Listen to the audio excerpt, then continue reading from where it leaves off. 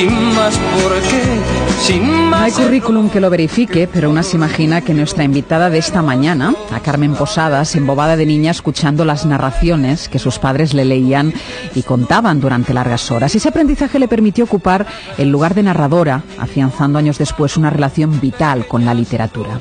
Su último libro, Juego de Niños, nos acerca a varias novelas en una. La maldad infantil envuelve, como en El juego de las muñecas rusas, un thriller trepidante que a su vez esconde otra narración, la vida de la escritora que escribe esa historia. Es una novela excesiva por cuanto despliega numerosas tramas que bien podrían haber desembocado en varios libros distintos, afirmando la capacidad literaria de una escritora que, como pocos narradores, ha soportado la mirada de prejuicio de críticos y lectores. Se la ve tranquila, vencedora de esa batalla que solo se gana con libros como este, según muchos, el mejor que ha escrito nunca. Carmen Posadas, buenos días. ¿Qué tal? Buenos días. ¿Cómo estás? Bueno, qué ilusión todo eso que has dicho.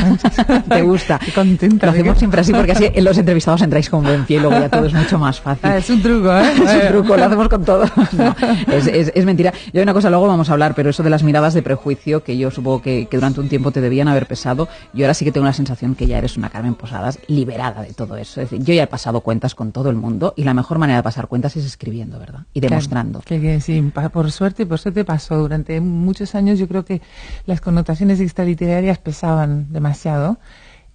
Pero yo creo que hace como 5 años ya que me liberé. ¿Es este tu mejor libro, como dicen algunos? Es el más complejo, digamos, porque yo siempre intento hacer, como si fuera una receta de cocina, siempre le pongo los mismos ingredientes a mis libros. Le pongo mucho humor, le pongo una sátira de la sociedad, un retrato psicológico de personajes y todo eso unido a una trama de misterio, porque la intriga ayuda mucho a que el lector te siga, ¿sabes? A enganchar al lector y decir, bueno, ahora te quedas conmigo hasta que termine. No voy a poder soltarlo. Dices, ¿es a lo mejor el más complejo, el más difícil de escribir también? Bueno, fue más difícil no solo porque la trama es compleja, como has dicho tú, que son 3 tramas y al final tienen que ¿sabes?, converger en el desenlace, sino también porque es donde yo me he puesto más de mí misma, ¿no?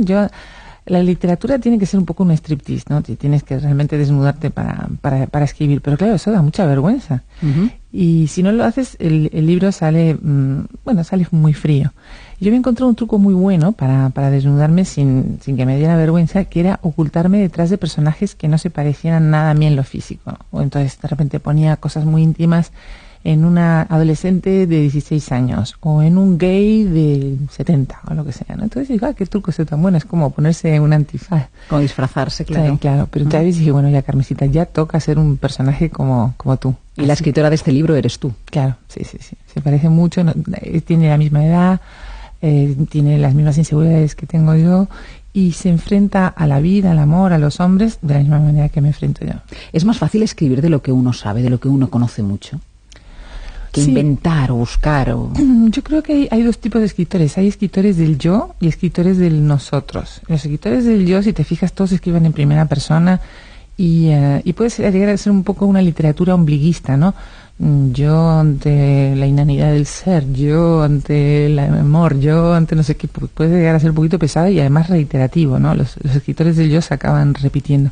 Y luego hay otros escritores del nosotros, como puede ser Dickens, por ejemplo, yo creo que es el ejemplo más perfecto del escritor de nosotros, que habla de él, pero también habla de lo que ve, de lo que rodea, de cómo es la sociedad, de cómo funcionan las pasiones humanas.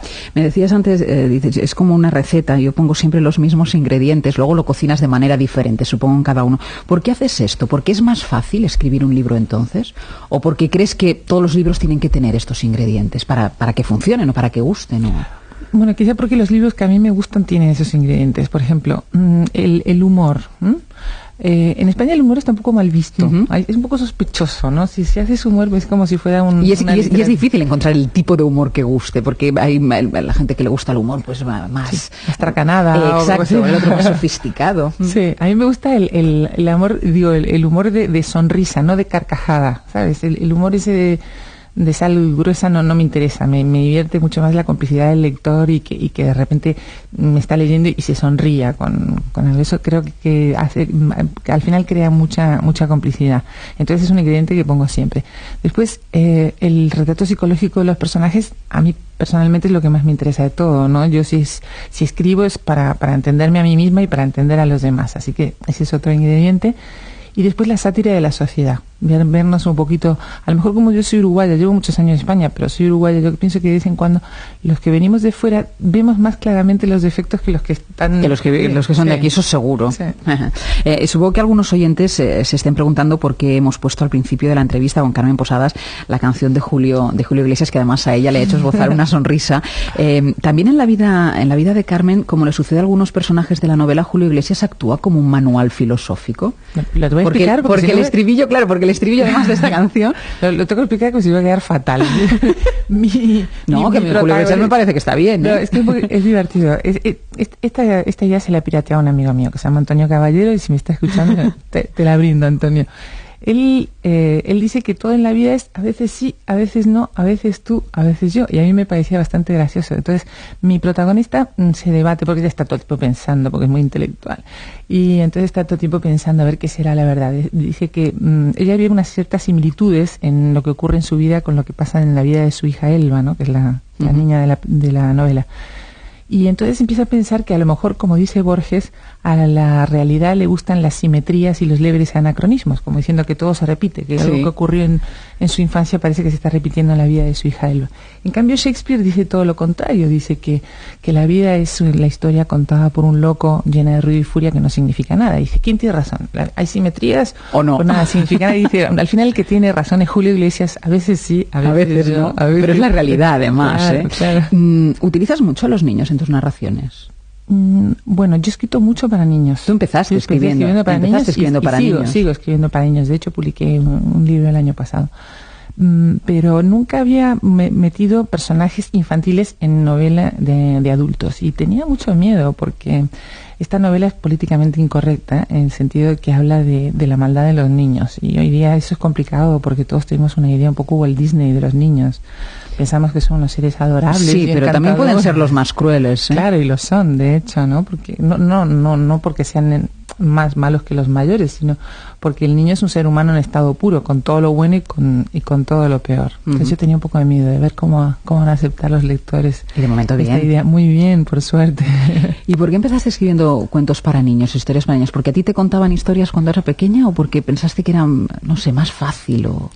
A ver, para eso tengo que hacer un poco de psicoanálisis barato. Mi padre era un gran lector, de ese tipo de persona que aprende ruso para leer a Tolstoy o griego para leer a Homero y cosas así. ¡Qué lujo! Entonces, primero nos contaba muchos cuentos y su forma de comunicarse con nosotros, porque él era tímido y además estaba educado de una forma muy estricta, su forma de estar con nosotros era contarnos cuentos, porque él no tenía costumbre de achuchar ni cosas de esas, pero nos leía. Entonces, la literatura era el territorio de mi padre.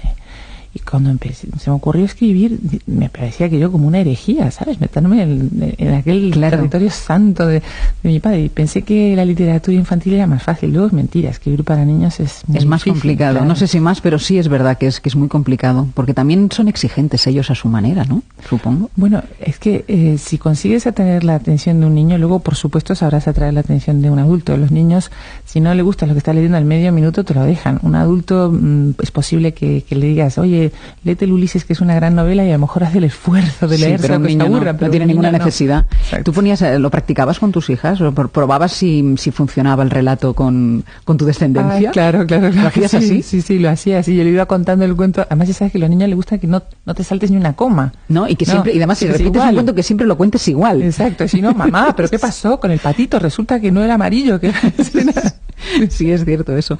Tengo entendido que la historia esta, la del tu último libro, está basada en un hecho real, que es una noticia la que a ti te hace desencadenar todo esto. ¿Qué es? Lo que pasa es que no lo puedo contar porque es el desenlace del libro. No lo cuentes, porque además lo tengo absolutamente prohibido en el programa, que se desvelen las tramas de los libros y las tramas de las películas también. Pero eso es lo que a ti te desencalla, eso sí. Sí, eso sí. Me pareció una historia terrible. Sucedió en Inglaterra, ¿no? Esto lo encontré en un viaje, lo leí en un periódico inglés y me llamó mucho la atención. Y ya te digo, no lo puedo contar porque es el desenlace del libro, pero sí está basado en un hecho real.